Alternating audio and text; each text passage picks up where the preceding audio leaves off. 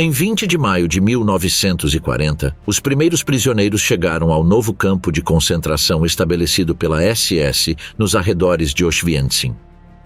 O que começou como uma instalação temporária, logo se tornou uma parte fundamental do sistema de repressão nazista. Auschwitz não estava nos mapas turísticos, mas todos os dias, trens transportando centenas de pessoas chegavam diretamente ao coração do complexo, entre cercas eletrificadas e chaminés ativas. Nenhum turista veio. Os prisioneiros chegaram. A viagem foi o primeiro filtro, carruagem sem janelas, sem água, sem assentos. Lá dentro, entre 80 e 120 pessoas ficaram de pé durante dias. Ao chegar, não havia registros civis, apenas uma mão indicando esquerda ou direita, trabalho ou eliminação. Como realmente funcionava o maquinário de extermínio? O que essas imagens mostram que nunca foi mostrado antes? E por que eles ficaram longe dos olhos do público por tanto tempo? Auschwitz, o campo que se tornou uma armadilha mortal.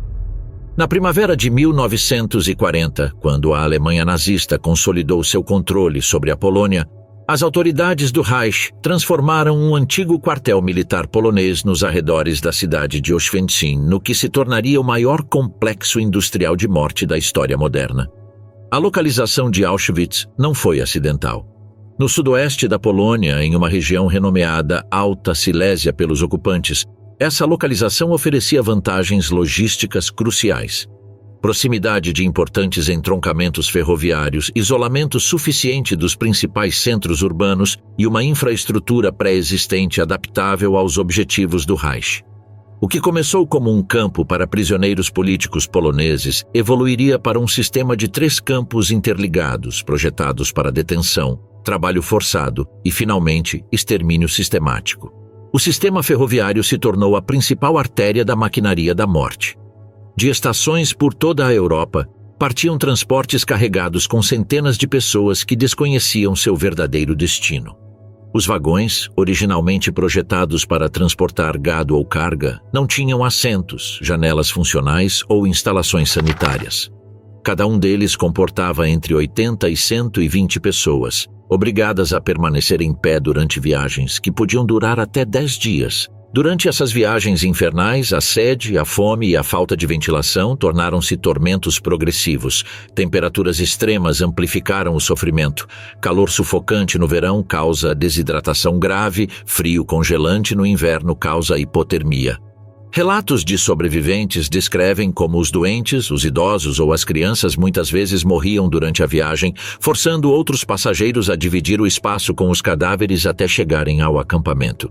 A etapa final da jornada culminou na chamada Judenrampe, uma plataforma de desembarque localizada entre Auschwitz e Birkenau. A partir de 1944, com a expansão das ferrovias, os trens chegaram diretamente a Birkenau, acelerando o processo de extermínio. O momento da chegada foi capturado em fotografias tiradas pela SS. Rostos confusos e exaustos, espiando pelas pequenas aberturas nos vagões para uma paisagem de arame farpado e torres de vigia. O pouso foi uma cena de caos controlado. Quando as portas se abriram, oficiais da SS, acompanhados por cães pastores alemães que latiam ferozmente, gritaram ordens em alemão. Raus! Schnell! Saiam! Rápido! Os prisioneiros, desorientados após dias de escuridão, fome e sede, cambalearam para um mundo de uniformes pretos, armas e violência. A primeira separação ocorreu imediatamente. Homens de um lado, mulheres e crianças do outro. Famílias que permaneceram juntas por anos foram separadas em segundos, muitas vezes, sem a chance de se despedir. A seleção foi realizada com eficiência de resfriamento. Os médicos da SS, incluindo Josef Mengele, avaliaram em questão de segundos quem viveria e quem morreria. Um simples gesto para a esquerda ou para a direita determinava destinos opostos. Idosos, mulheres grávidas, crianças pequenas e indivíduos visivelmente doentes ou debilitados eram direcionados diretamente para as câmaras de gás sob o pretexto de receber um banho de desinfetante. Aqueles que pareciam fortes o suficiente para trabalhar eram temporariamente poupados, embora para muitos isso significasse apenas um caminho mais longo até a morte. Para aqueles selecionados como mão de obra, iniciava-se um processo sistemático de desumanização. Primeiro, eles eram levados para salas de registro, onde tinham que ficar nus. abandonando os últimos pertences que os conectavam à sua vida anterior. Os pelos eram completamente raspados, tanto nos homens quanto nas mulheres. Essa prática, justificada como medida higiênica, também cumpria uma função psicológica: eliminar a individualidade, transformando os seres humanos em unidades idênticas dentro de uma massa anônima. A atribuição de um número de prisioneiro era o próximo passo no processo de despersonalização. Usando um instrumento semelhante a um carimbo de agulha, os oficiais do campo tatuaram uma sequência numérica no antebraço esquerdo de cada novo prisioneiro. Esse procedimento doloroso e humilhante simbolizava a transição final. Eles não eram mais pessoas com nomes, mas números em um inventário. Na administração interna do campo, esses números substituíram completamente a identidade anterior. O uniforme designado consistia em roupas azuis e cinzas listradas verticalmente, feitas de tecido grosso que irritava a pele. Os sapatos, muitas vezes tamancos de madeira desencontrados ou botas desgastadas pelo uso anterior, causavam bolhas dolorosas. Sobre essa vestimenta básica, cada prisioneiro tinha que usar um triângulo colorido costurado no peito, cuja cor identificava sua categoria dentro do sistema de classificação nazista. Presos políticos marcados em vermelho, verde para criminosos comuns, preto para aqueles considerados antissociais, violeta para as testemunhas de Jeová, rosa para homossexuais.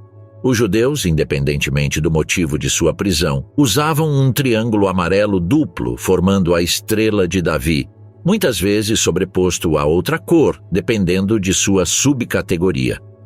Essa codificação visual permitiu que os guardas identificassem instantaneamente o tipo de prisioneiro, facilitando a aplicação de tratamento diferenciado. Os judeus invariavelmente ocupavam o degrau mais baixo dessa hierarquia imposta, recebendo as piores tarefas e o tratamento mais brutal. No final do processo de registro, os prisioneiros foram fotografados de 3 ângulos diferentes para os arquivos do campo. Eles eram então designados para alojamentos específicos, onde um capo, geralmente um prisioneiro veterano com autoridade delegada pela SS, explicava as regras do campo a eles com uma mistura de ameaças e advertências.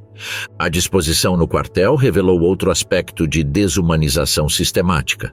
Estruturas projetadas para comportar no máximo 700 pessoas frequentemente continham mais de 1.000. Os beliches, construídos em 3 níveis e sem colchões adequados, obrigavam as pessoas a dormir em palha infestada de piolhos e percevejos. Cada centímetro era disputado em uma luta constante pela sobrevivência básica. Desde o início, os novos prisioneiros entenderam a dura realidade do campo. Qualquer desobediência, lentidão ou fraqueza poderia resultar em punição imediata ou execução. A fumaça perpétua que emanava das chaminés do crematório, visível de todos os pontos do campo, servia como um lembrete constante do destino que aguardava aqueles que vacilavam. Para as centenas de milhares que passaram pela entrada de Auschwitz, coroada pelo slogan cínico Arbeit macht frei, o trabalho liberta, o processo de entrada marcou o início de uma existência onde a morte poderia vir de muitas formas, por exaustão, doença, fome, violência direta ou, para muitos, nas câmaras de gás. Um universo paralelo onde as normas da sociedade civilizada foram suspensas e substituídas pela lógica implacável de um sistema dedicado à produção industrial da morte. O relógio da morte, como Auschwitz funcionou de dentro para fora. O complexo de Auschwitz não era simplesmente um local de confinamento. Funcionava como uma estrutura de opressão meticulosamente projetada, onde cada elemento do ambiente físico e cada aspecto do regime diário serviam a um propósito específico, a exploração máxima dos prisioneiros até sua exaustão final. A organização espacial do complexo revelou essa intencionalidade. Auschwitz-Saint-Cyprien, o campo principal, usava barracas de tijolos pré-existentes dispostas em fileiras ordenadas. Birkenau, ou Auschwitz II, que era muito maior, tinha um layout quase industrial, com setores diferenciados de acordo com as categorias de prisioneiros: campo feminino, campo familiar para ciganos, campo de trânsito e áreas de quarentena. Monowitz, ou Auschwitz III, funcionava essencialmente como um campo de trabalho escravo a serviço da indústria alemã IG Farben. Todo o perímetro era cercado por cercas de arame farpado eletrificado dispostas em 2 linhas paralelas, com uma corrente de 6.000 volts suficiente para causar morte instantânea. Entre essas linhas estendia-se um corredor de vigilância constantemente patrulhado.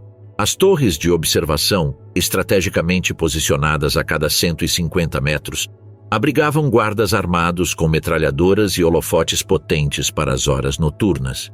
Esse sistema de contenção física era complementado por um regime psicológico de terror permanente.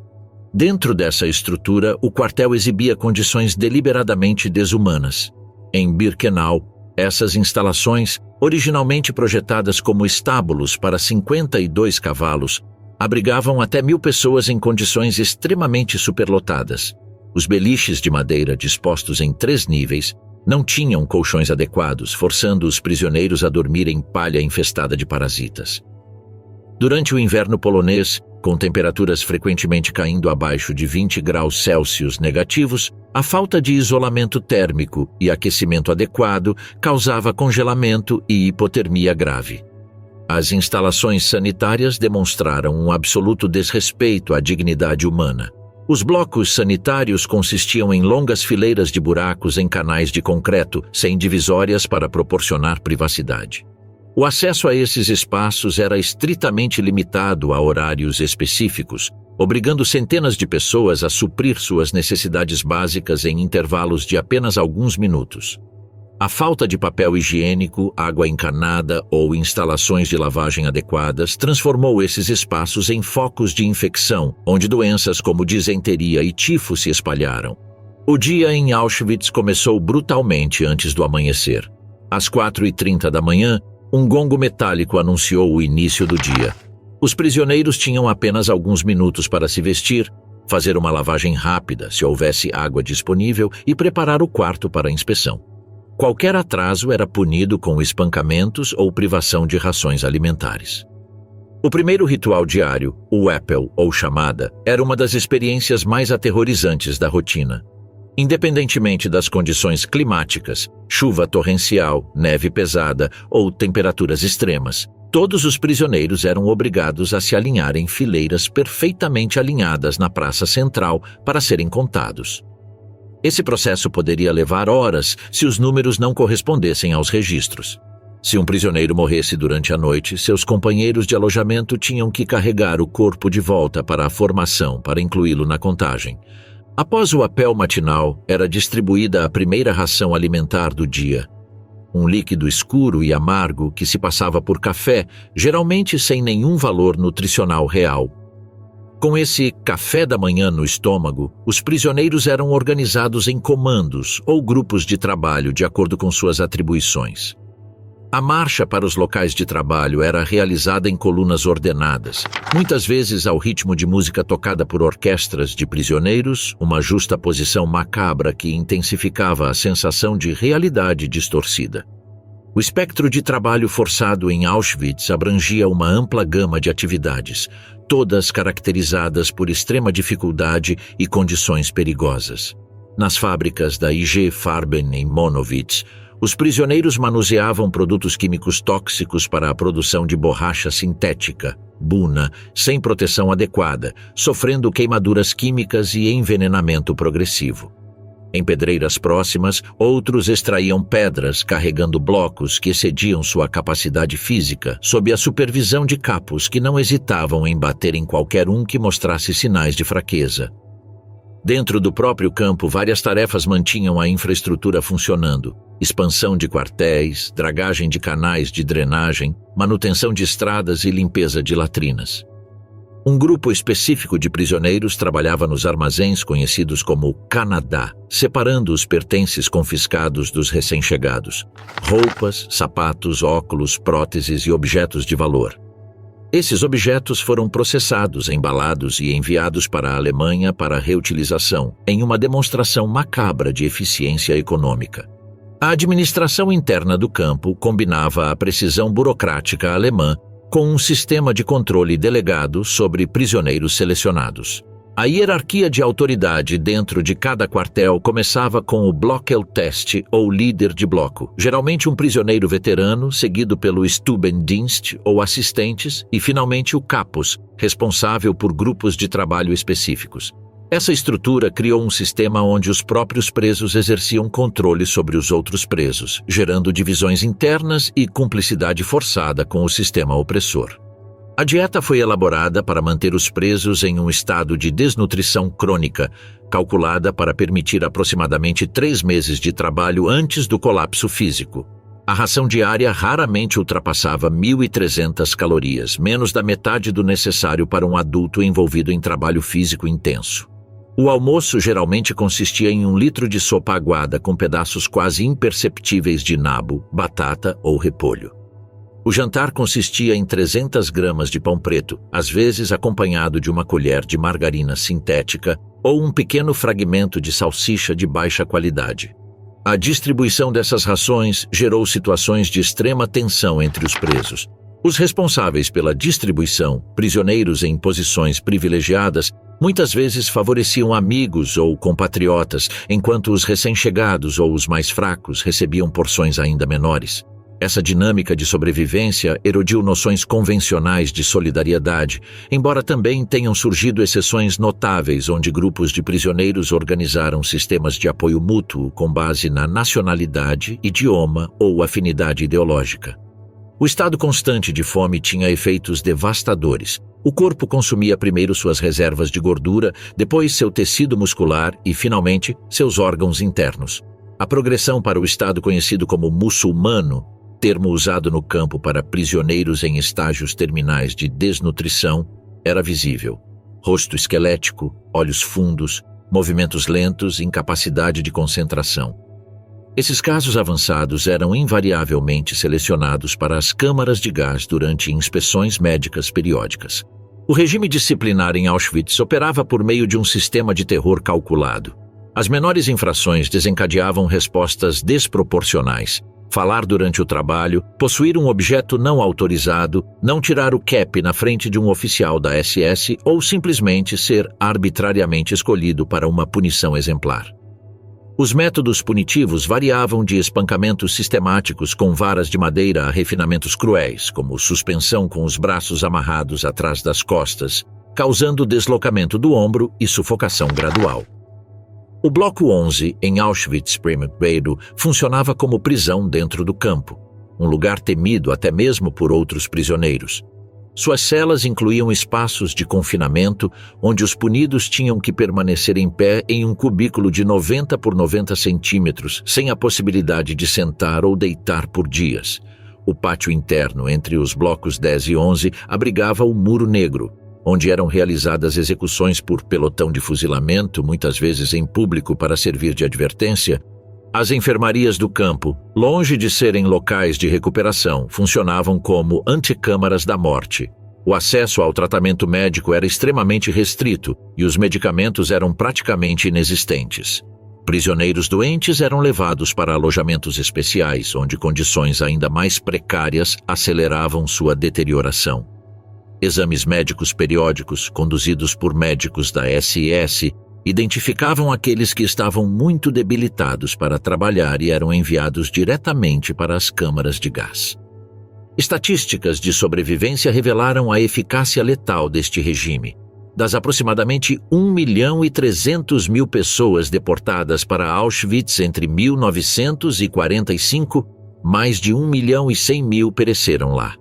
A maioria dos que sobreviveram o fizeram porque foram transferidos para outros campos antes de chegarem ao ponto sem retorno físico, ou porque chegaram nos meses finais de operação do campo, quando o sistema estava começando a se desintegrar diante do avanço dos aliados. As câmaras de gás, a verdadeira máquina de matar nazista. Na primavera de 1943, o complexo de Auschwitz concluiu a instalação de seu sistema industrializado de morte. 4 edifícios designados crematórios 2, 3, 4 e 5 ficavam em locais diferentes em Birkenau, cada um meticulosamente projetado não como simples instalações sanitárias, mas como unidades de processamento humano otimizadas para extermínio em massa. A arquitetura desses edifícios refletia sua função letal sob uma fachada de normalidade. Os crematórios 2 e 3, construídos como estruturas semi-subterrâneas de tijolos e concreto, tinham entradas que lembravam instalações de desinfecção comuns. Um corredor central levava a uma grande sala chamada vestiário, equipada com bancos e cabides numerados onde os deportados eram instruídos a deixar suas roupas para a recuperação posterior. Esta sala se comunicava diretamente com a câmara de gás principal. Um espaço retangular de aproximadamente 210 metros quadrados com colunas estruturais, tetos baixos e chuveiros falsos instalados para manter a ilusão. Os crematórios 4 e 5, de construção mais simples, tinham suas câmaras de gás no nível do solo, com pequenas janelas hermeticamente fechadas por onde os operadores da SS introduziam o agente letal. A integração de vestiários, câmaras de gás e crematórios em um único edifício representou o ápice de um processo de refinamento técnico que começou com instalações improvisadas, como os bunkers 1 e 2, chalés adaptados para as primeiras gaseificações experimentais. O design técnico desses espaços mortais combinava princípios de engenharia e arquitetura com a logística do assassinato. As portas da câmara, reforçadas com metal e equipadas com grossos orifícios de vidro, eram hermeticamente fechadas por mecanismos de pressão. Os sistemas de ventilação incluíam dutos de entrada e saída de ar controlados pelo exterior, permitindo primeiro a introdução do gás e depois a sua evacuação para facilitar a entrada do pessoal encarregado da remoção dos corpos. O teto das câmaras dos crematórios 2 e 3 incorporava 4 colunas ocas de malha metálica que perfuravam a estrutura pelo lado de fora. Através dessas colunas, oficiais da SS despejavam cristais de Zyklon B, um pesticida comercial à base de ácido cianídrico absorvido em grânulos porosos. Ao entrar em contato com o ar, esses cristais liberaram gradualmente o gás letal que se espalhou por toda a câmara. O procedimento de extermínio seguiu um protocolo estabelecido que combinava engano sistemático com eficiência técnica. Os transportes selecionados para tratamento especial, um eufemismo administrativo para gaseamento imediato, eram direcionados diretamente da rampa da ferrovia para os crematórios. O pessoal da SS e os prisioneiros do Sonderkommando mantiveram uma atmosfera de aparente calma, instruindo os recém-chegados que eles se despiriam para um banho de desinfecção antes de serem designados para seus quartéis. Uma vez dentro do vestiário, os oficiais da SS deram instruções precisas: pendurar roupas em cabides numerados para a recuperação posterior, manter os sapatos amarrados pelos cadarços e lembrar o número do cabide. Às vezes, pequenos pedaços de sabão ou toalhas eram distribuídos para reforçar a ilusão. Esse processo de engano continuou até o último momento, quando grupos de até 2.000 pessoas foram levados para a câmara de gás. Somente quando as portas foram hermeticamente fechadas, a verdadeira natureza da situação se tornou aparente. O momento do gaseamento representou o clímax do horror. Um médico da SS supervisionou o processo de fora, enquanto um paramédico introduziu os cristais de Zyklon B pelas aberturas designadas. Em minutos, o ácido cianídrico liberado causou asfixia celular. As vítimas apresentaram ardência nos olhos, dificuldade respiratória progressiva, convulsões e, finalmente, parada cardiorrespiratória. A morte geralmente ocorria entre 10 e 20 minutos, embora variáveis como a temperatura ambiente, o número de pessoas aglomeradas e a dose de Zyklon B pudessem acelerar ou prolongar o processo. O layout interno da câmara revelou a dinâmica final e terrível. Os corpos eram frequentemente encontrados empilhados em forma de pirâmide, com os mais fortes no topo, após uma tentativa desesperada de alcançar as escassas moléculas de oxigênio perto do teto. Muitos apresentaram sinais de sangramento nasal e espuma com sangue na boca e no nariz. As crianças eram frequentemente encontradas na base dessas pirâmides humanas, instintivamente protegidas por suas mães até o último momento. Após a gaseificação, um sistema de ventilação forçada evacuou os resíduos tóxicos por aproximadamente 20 minutos. Só então o Sonderkommando, uma unidade composta por prisioneiros judeus forçados a manusear os cadáveres em todas as etapas do processo subsequente, entrou em cena. Esses homens, selecionados por sua força física, operavam sob a constante ameaça de execução imediata caso se recusassem a participar ou mostrassem sinais de resistência emocional à tarefa atribuída. O Sonderkommando realizou uma sequência macabra de operações com eficiência industrial. Primeiro, eles separaram os corpos entrelaçados, muitas vezes encontrando parentes se abraçando em seus momentos finais. Eles então lavaram os corpos com mangueiras para remover resíduos corporais e vestígios de gás. Eles então examinaram cada corpo em busca de objetos de valor, anéis escondidos, joias costuradas em roupas íntimas, dentes de ouro. Uma equipe especializada extraiu os dentes de ouro com instrumentos semelhantes a alicates, depositando o saque em recipientes supervisionados por oficiais da SS. Outro grupo cortava o cabelo das mulheres, que era embalado em sacos para posterior envio à Alemanha, onde era usado como enchimento de colchões, isolamento térmico para submarinos e como fibra têxtil industrial. Nada foi desperdiçado nesta economia macabra. Os cadáveres eram transportados para os crematórios por meio de um sistema de elevadores nos crematórios 2 e 3, ou por arrasto direto nos crematórios 4 e 5. Os corpos eram colocados em macas especiais e introduzidos nos crematórios, projetados pela empresa alemã Topf & Söhne, especificamente para Auschwitz. Cada crematório tinha vários fornos de incineração, 5 fornos triplos nos crematórios 2 e 3 e 2 fornos de 8 muflas nos crematórios 4 e 5. Esses fornos, inicialmente alimentados com coque e depois com uma mistura de combustível, operavam em temperaturas superiores a 800 graus Celsius. Embora tecnicamente projetado para cremar um corpo por mufla, a pressão para processar o número máximo de cadáveres levou à introdução de até 3 corpos simultaneamente, frequentemente combinando adultos e crianças, para otimizar o espaço. O processo de cremação levava aproximadamente 30 minutos por carga, após o qual os restos ósseos não consumidos eram pulverizados manualmente com martelos de metal até se tornarem cinzas finas. Essas cinzas eram inicialmente depositadas em recipientes, mas com um número crescente de vítimas, especialmente durante a deportação em massa de judeus húngaros em 1944, elas começaram a ser despejadas diretamente no rio Vístula ou usadas como fertilizante nos campos agrícolas ao redor. A capacidade teórica de cremação atingiu números impressionantes, até 4.416 corpos por dia nos crematórios 2 e 3 combinados e 1.920 nos crematórios 4 e 5. Durante o auge das deportações de judeus húngaros entre maio e julho de 1944, essas instalações operaram muito acima de sua capacidade nominal, causando frequentes avarias mecânicas. Para compensar, grandes fossas de cremação a céu aberto foram cavadas atrás do crematório 5, onde centenas de corpos foram queimados simultaneamente em grelhas feitas de trilhos de trem, alimentadas por madeira e gordura humana coletadas das próprias piras funerárias. O funcionamento desse sistema demandava aproximadamente 900 presos, divididos em turnos que garantiam o funcionamento ininterrupto 24 horas por dia. Esses membros do Sonderkommando viviam isolados do resto do campo em salas adjacentes aos crematórios, com rações alimentares ligeiramente maiores para manter sua capacidade de trabalho físico. No entanto, seu destino estava selado. A cada 3 ou 4 meses, todo o grupo era liquidado e substituído por novos prisioneiros, eliminando assim testemunhas diretas do processo. Apesar dessa rotação sistemática, alguns membros do Sonderkommando conseguiram documentar parcialmente sua experiência.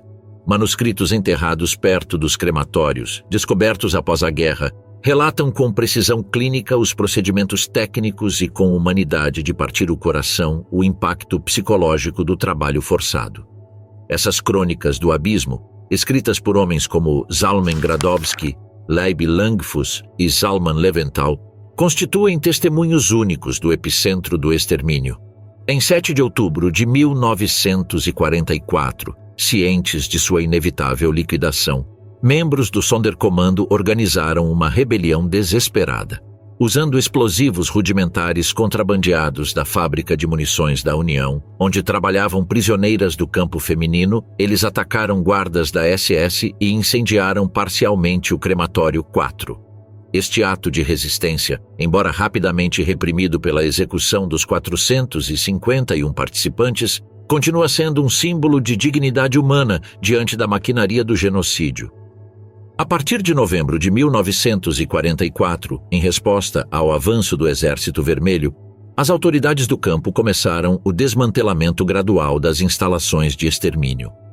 Os crematórios 2 e 3 foram parcialmente demolidos com explosivos, enquanto partes do equipamento técnico foram desmontadas para transporte para outros campos. Essas ações foram parte de um esforço sistemático para eliminar evidências do genocídio, que incluiu a queima de registros administrativos e a dispersão de cinzas humanas. Entretanto, a magnitude da operação de extermínio impediu sua completa ocultação.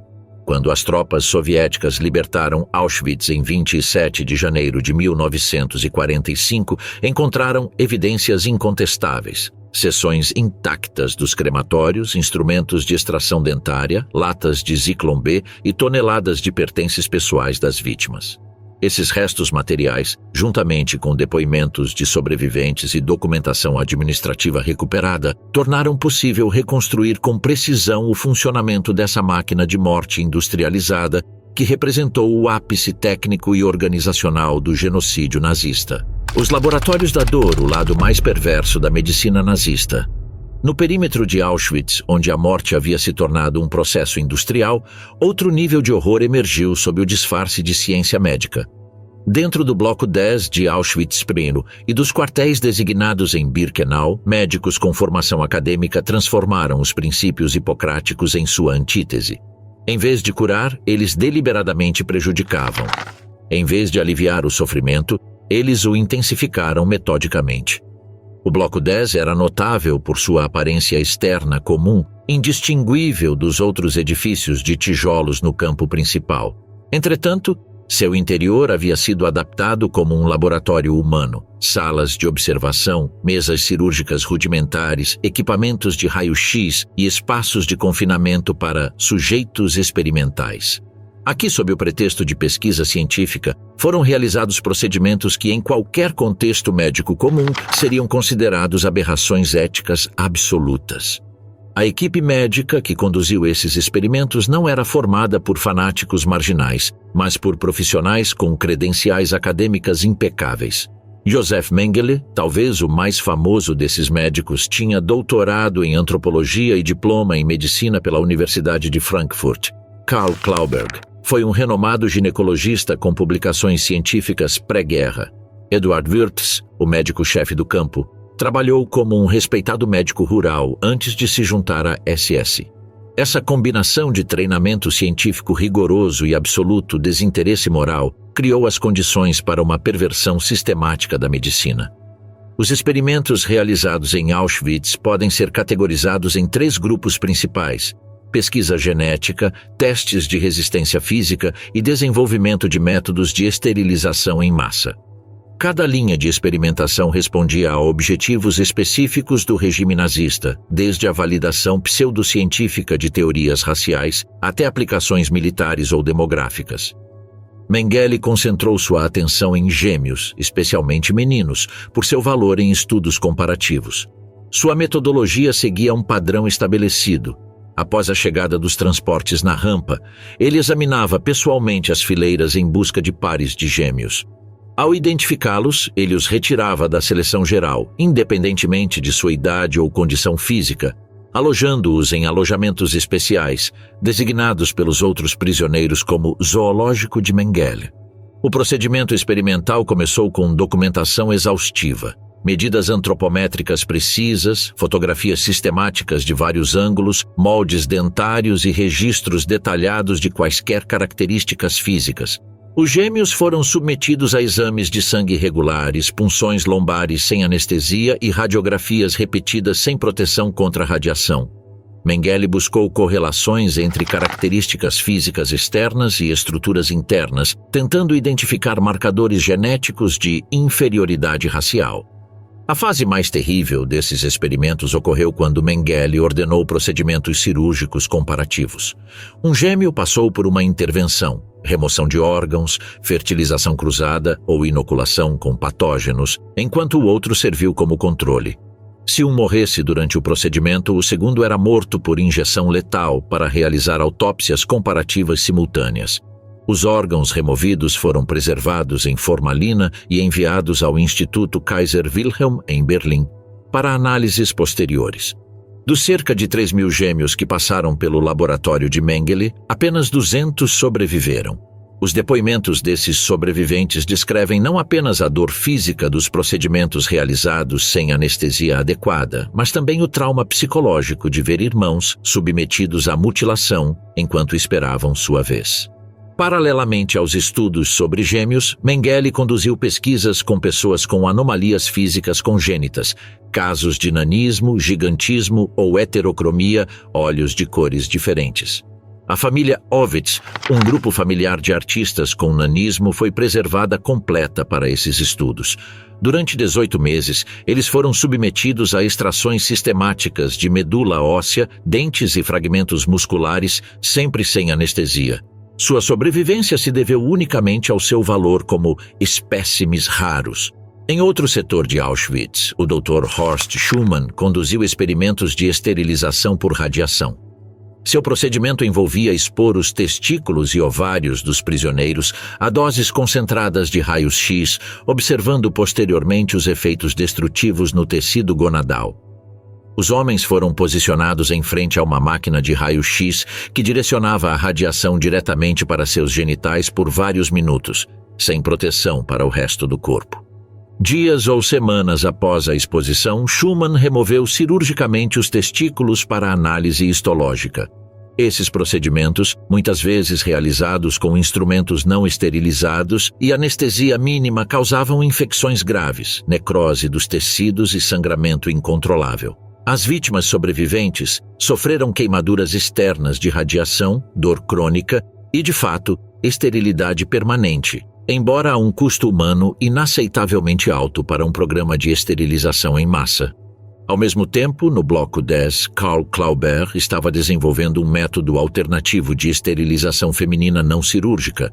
Sua técnica envolvia injetar substâncias químicas irritantes diretamente no útero, causando inflamação grave que levava à formação de cicatrizes e bloqueio das trompas de falópio. Utilizou uma combinação de formaldeído, nitrato de prata e outros compostos cáusticos, introduzidos sob pressão, sem anestesia ou condições assépticas básicas. Em junho de 1943, satisfeito com seus resultados preliminares, Klauber escreveu a Himmler: "O método de esterilização não cirúrgica que desenvolvi está praticamente aperfeiçoado. Um médico experiente com 10 assistentes pode realizar a esterilização de 1000 mulheres em um único dia." Essa industrialização da esterilização forçada refletia a mesma mentalidade que havia transformado o assassinato em um processo industrial nos crematórios adjacentes. Outros experimentos em Auschwitz exploraram os limites da resistência física humana, muitas vezes com aplicações militares em mente. Prisioneiros foram submersos em tanques de água gelada para estudar os efeitos da hipotermia e testar métodos de ressuscitação para pilotos alemães abatidos em água fria. Outros foram submetidos a câmaras de descompressão que simulavam altitudes extremas, sofrendo embolias gasosas, convulsões e morte por asfixia, enquanto os médicos cronometravam sua resistência. Testes de tolerância à sede exigiram que grupos de ciganos bebessem apenas água do mar tratada quimicamente, observando sua degradação progressiva, levando à desidratação fatal.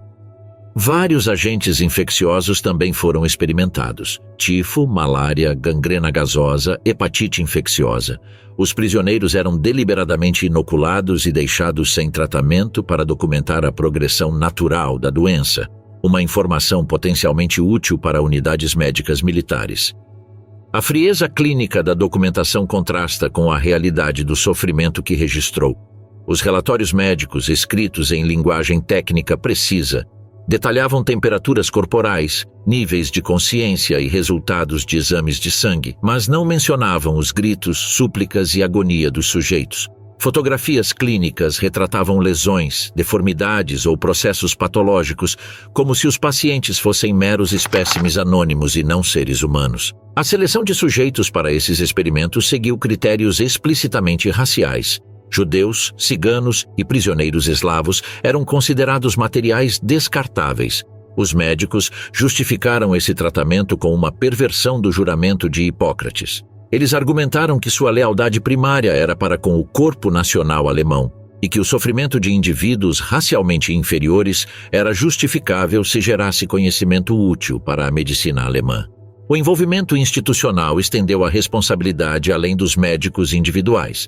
A Universidade de Estrasburgo, o Instituto de Higiene SS, a empresa farmacêutica Bayer, parte da IG Farben e vários hospitais universitários receberam amostras, análises ou resultados experimentais. Essa colaboração acadêmica e industrial forneceu um verniz de legitimidade científica a procedimentos fundamentalmente criminais. O destino final dos sujeitos experimentais foi predeterminado. Aqueles que sobreviveram aos procedimentos, muitas vezes com danos permanentes, foram executados por injeção letal de fenol diretamente no coração para permitir autópsias sem alterações post-mortem que distorcessem os resultados. Corpos inteiros ou órgãos específicos eram enviados para instituições médicas alemãs para estudos mais aprofundados, etiquetados com números de identificação que ocultavam sua origem humana.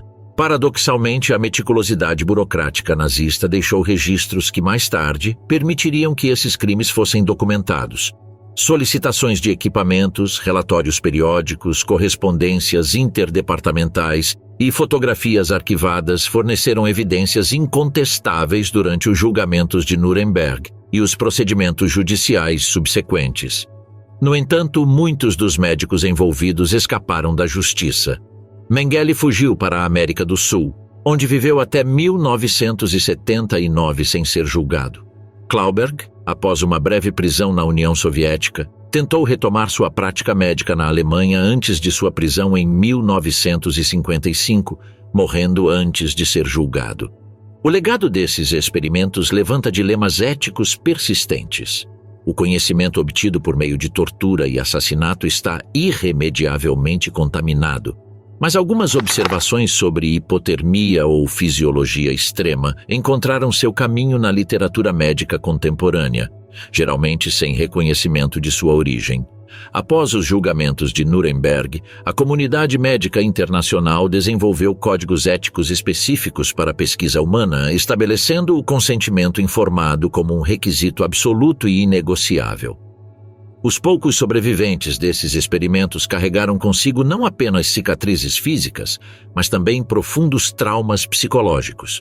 Muitos vivenciaram o que hoje conhecemos como transtorno de estresse pós-traumático, com pesadelos recorrentes, ansiedade crônica e uma desconfiança permanente em relação aos ambientes médicos. Para alguns, como a sobrevivente gêmea Eva Moses Kor, o caminho para a recuperação pessoal incluiu o ato radical de perdão. Para outros, a única resposta possível era o testemunho persistente que garantiria que esses eventos nunca fossem esquecidos ou repetidos.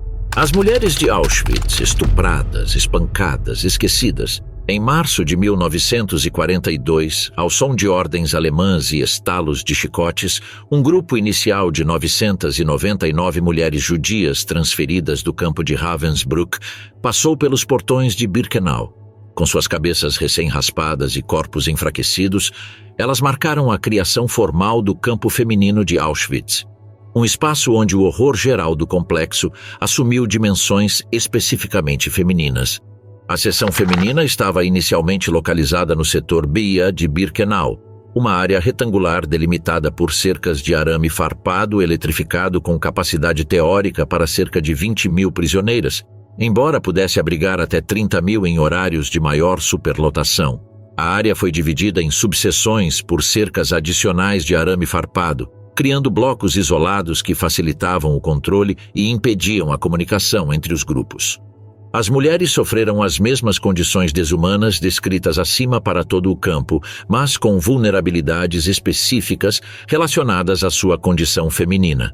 A ausência completa de produtos de higiene menstrual era uma forma adicional de degradação. Os banheiros comunitários eram igualmente rudimentares, longas calhas de cimento com torneiras bem espaçadas que forneciam água não potável em horários determinados. A completa falta de produtos de higiene, sabão ou absorventes higiênicos criava situações degradantes, principalmente durante a menstruação. Os presos recorriam à improvisação com pedaços de pano ou papel, quando disponíveis, necessariamente reutilizando-os ao longo da vida. O processo de busca e desumanização foi semelhante ao descrito para todos os prisioneiros, mas incluiu elementos de humilhação direcionados especificamente às mulheres. Para as mulheres judias praticantes, as tatuagens também representavam uma violação espiritual, já que sua fé proibia modificações corporais. A estrutura administrativa do campo feminino refletia o sistema geral de Auschwitz, mas com características próprias.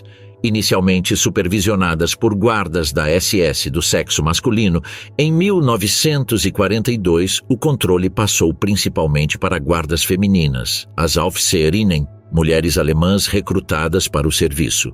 Ao contrário dos homens da SS, esses guardas não precisavam de nenhuma filiação política prévia e recebiam apenas 6 semanas de treinamento antes de assumir autoridade absoluta sobre milhares de prisioneiros.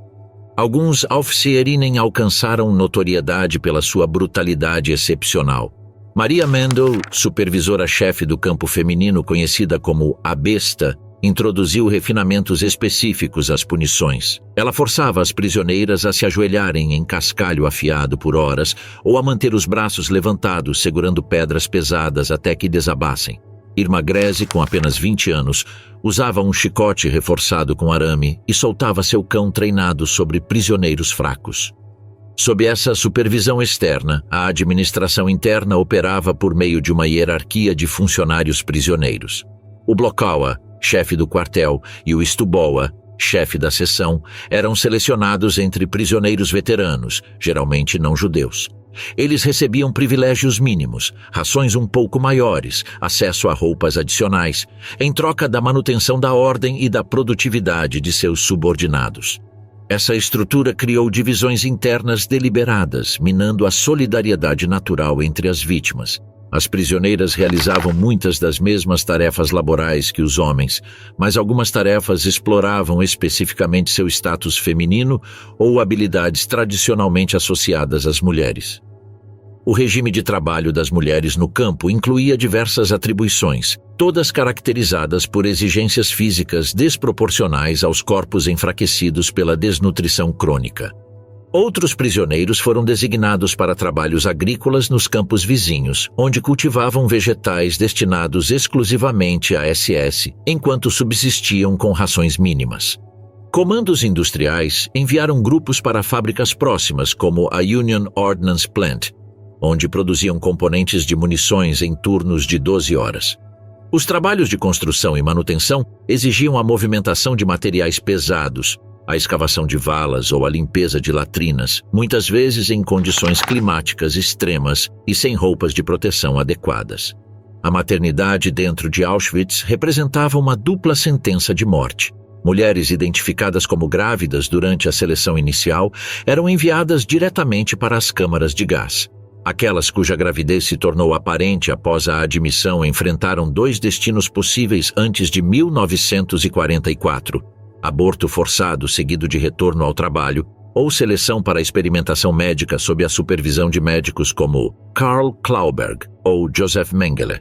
Os nascimentos no campo antes de 1944 invariavelmente terminavam em tragédia. Os partos aconteciam em condições absolutamente primitivas, sem assistência médica adequada nem medidas básicas de higiene. Se tanto a mãe quanto o recém-nascido sobrevivessem ao parto, ambos eram normalmente enviados para as câmaras de gás ou, em alguns casos documentados, o recém-nascido era morto por injeção letal ou afogamento por pessoal médico da SS. Somente por um breve período, em 1944 a 1945, sob ordens diretas de Himmler em resposta a mudanças de considerações políticas, alguns bebês nascidos no campo foram autorizados a sobreviver com suas mães. Uma creche rudimentar foi estabelecida no bloco 17 de Birkenau. No entanto, as condições permaneceram tão precárias que a maioria dessas crianças não sobreviveu mais do que algumas semanas devido à desnutrição, exposição ao frio ou doenças infecciosas. O sistema disciplinar aplicado às prisioneiras incluía punições especificamente elaboradas para humilhar aspectos da identidade feminina.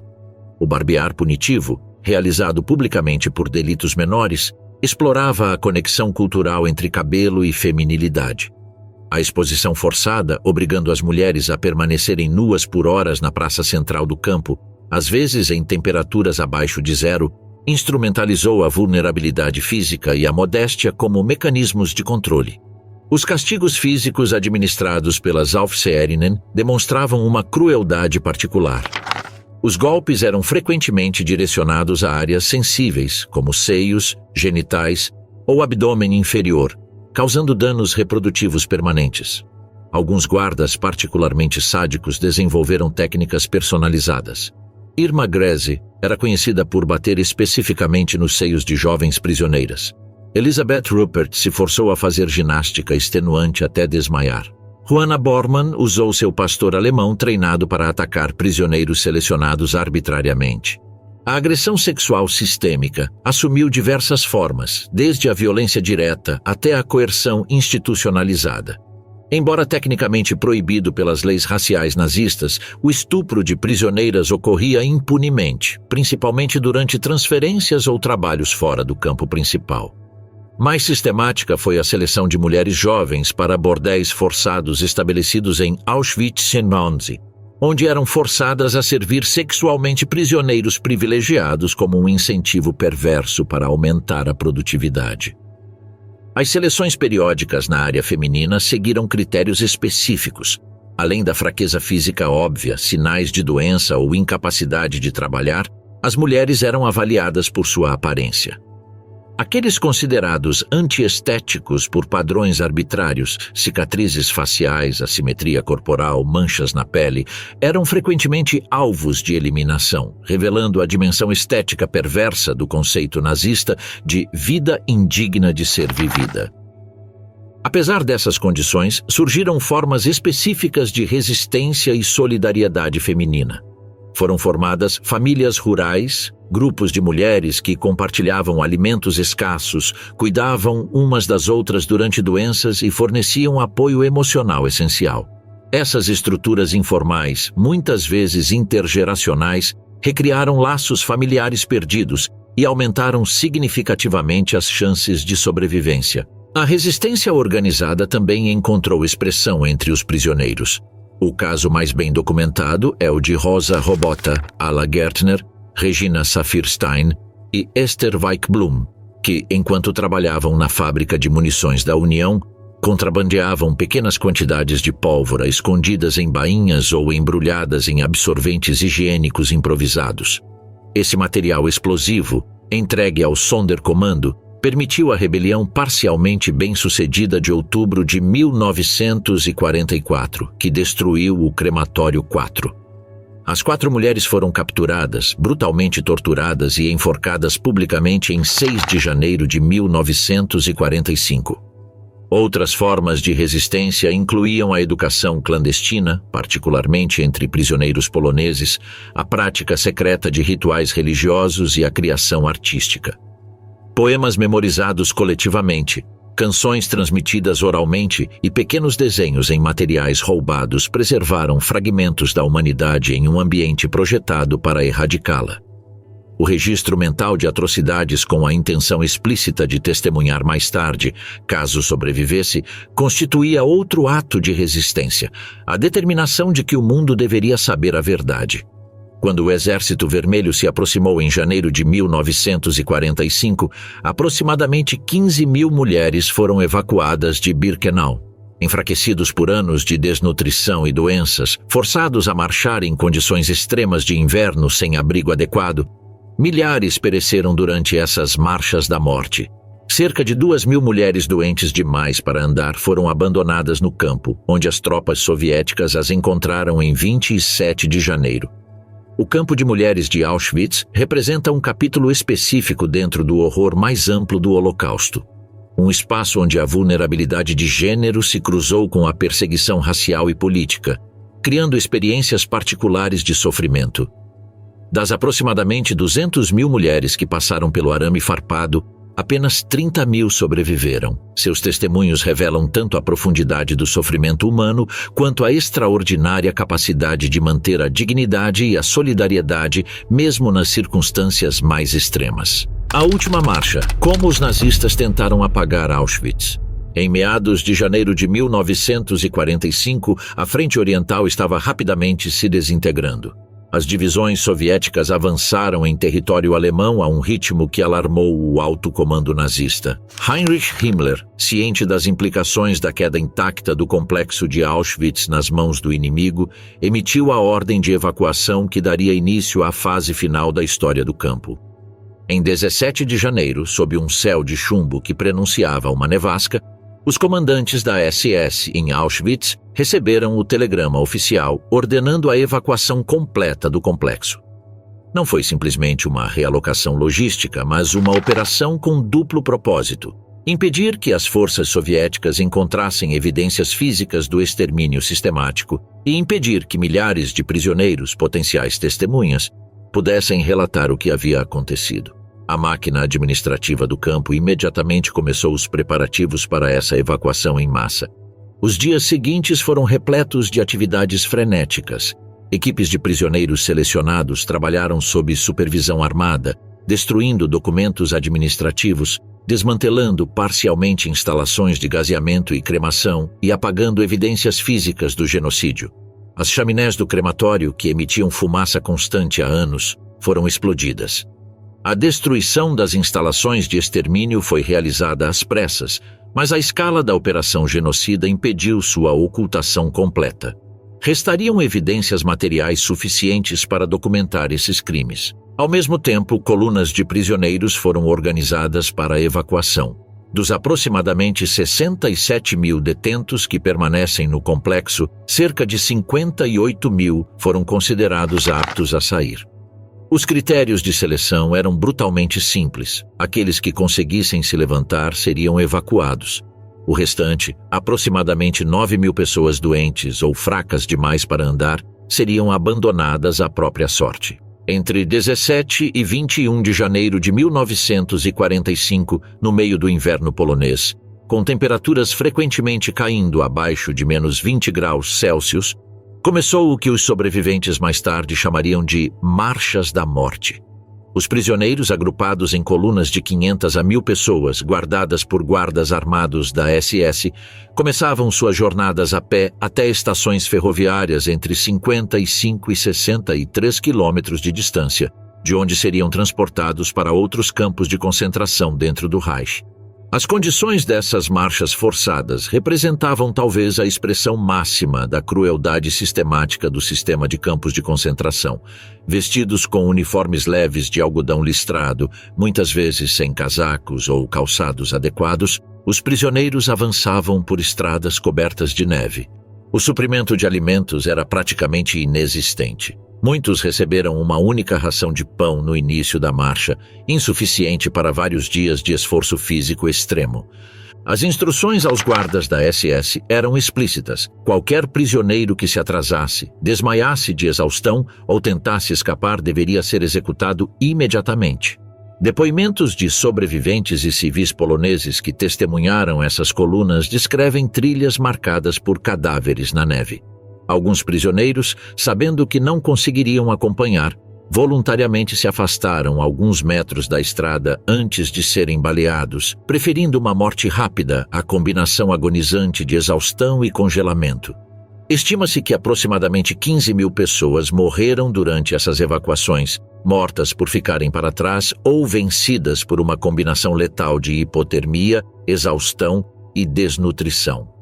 Aqueles que sobreviveram foram transferidos para campos como Gross-Rosen, Buchenwald, Mauthausen ou Bergen-Belsen, onde muitos morreriam antes da libertação final pelos aliados em abril-maio de 1945. À medida que as colunas de evacuados cruzavam a paisagem de inverno, Auschwitz foi gradualmente abandonado. Os últimos contingentes da SS destruíram rapidamente arquivos e detonaram cargas explosivas nos crematórios restantes. Em 23 de janeiro de 1945, eles realizaram uma inspeção final e começaram sua própria retirada para o oeste, deixando para trás um complexo praticamente vazio, exceto por aproximadamente 9 mil prisioneiros considerados não evacuáveis. Essas pessoas abandonadas, muitas delas doentes terminais, viveram dias de absoluta incerteza.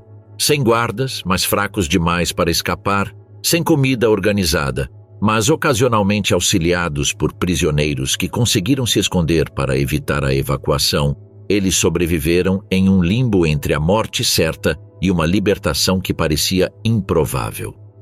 Em 27 de janeiro de 1945, unidades avançadas do 60º Exército da Primeira Frente Ucraniana do Exército Vermelho finalmente alcançaram o perímetro de Auschwitz. Os primeiros soldados soviéticos a entrar, incluindo a tenente Elizaveta Gromova, encontraram cenas que desafiavam a compreensão humana. Nas palavras documentadas do Major Anatoly Shapiro, que comandou a primeira unidade a entrar em Auschwitz-May, não conseguíamos entender como os homens, mulheres e crianças que encontramos ainda estavam vivos. Eram esqueletos. Estavam vestidos com uniformes listrados encharcados e haviam sido abandonados sem comida ou água quente por dias.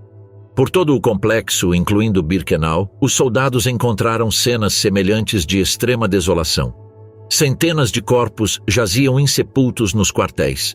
Muitos sobreviventes estavam tão enfraquecidos que não conseguiam se mover de seus beliches e alguns, em estado de choque ou delírio devido à febre tifoide, nem sequer entenderam que haviam sido libertados. As primeiras ações dos soviéticos foram pragmáticas e urgentes. Equipes médicas militares montaram hospitais de campanha temporários em antigos prédios administrativos. Intervenções médicas tiveram que ser realizadas com extrema cautela. Cozinhas móveis foram montadas para fornecer comida, mas muitos prisioneiros, desesperadamente famintos, sofreram complicações intestinais graves por ingerirem rapidamente alimentos comuns após anos de fome. Aproximadamente 300 sobreviventes morreram nas semanas seguintes à libertação, com seus corpos muito enfraquecidos para se recuperarem, mesmo com atenção médica. A magnitude da situação de saúde logo sobrecarregou os recursos militares disponíveis. Foi solicitada ajuda à população civil polonesa de Oświęcim e arredores. Muitos responderam levando comida, roupas e remédios, embora também houvesse casos documentados em que a população local, imbuída de antissemitismo persistente, se recusou a fornecer assistência aos sobreviventes judeus. Paralelamente às operações de resgate, iniciou-se imediatamente o processo sistemático de documentação. A Comissão Extraordinária do Estado Soviético para a Investigação de Crimes de Guerra acompanhou unidades militares precisamente para esse propósito.